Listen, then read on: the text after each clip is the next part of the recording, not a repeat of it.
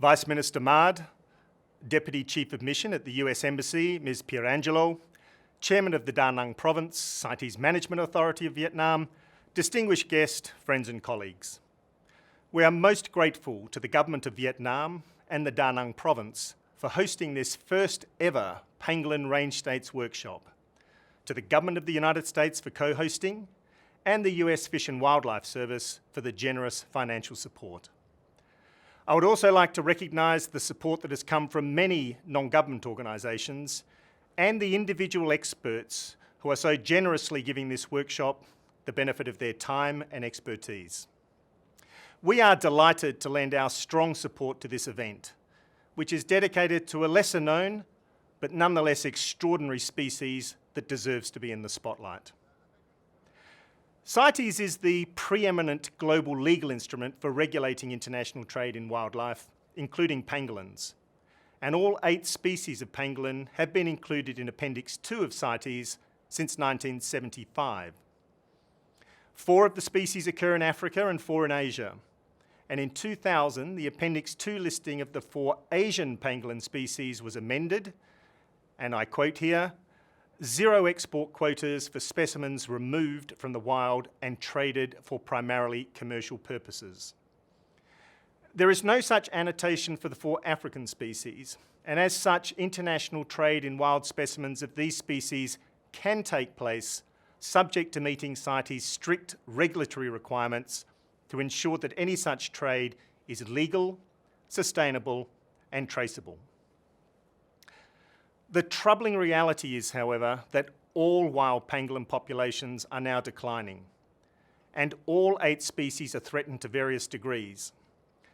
The threats come from habitat degradation, overexploitation for trade in their scales and meat, and illegal trade that appears to be occurring at an industrial scale.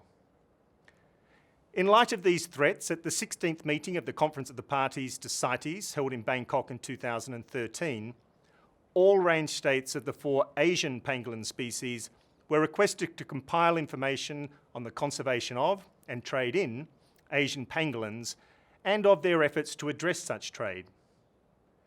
This information was reported to the CITES Standing Committee at its 65th meeting in 2014, at which the Secretariat observed that the illegal trade in pangolin specimens was escalating at an alarming rate.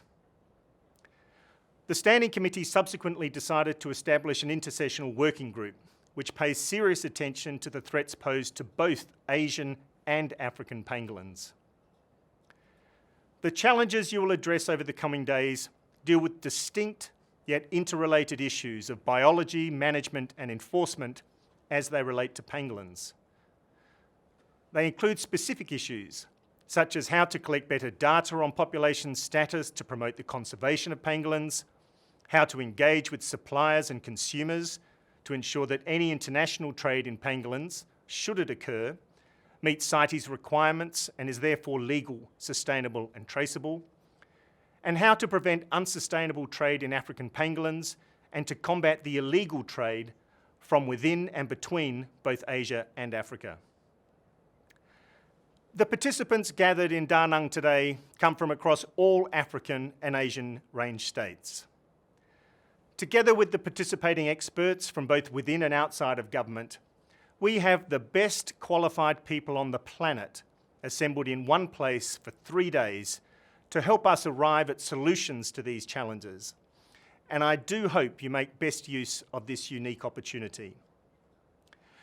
I would dearly have loved to join you for this historic meeting and to enjoy the warm and generous hospitality of our host government, Vietnam, but it has not been possible. We are, however, very well represented by our good colleague, Pierre Johnson, the CITES Enforcement Support Officer.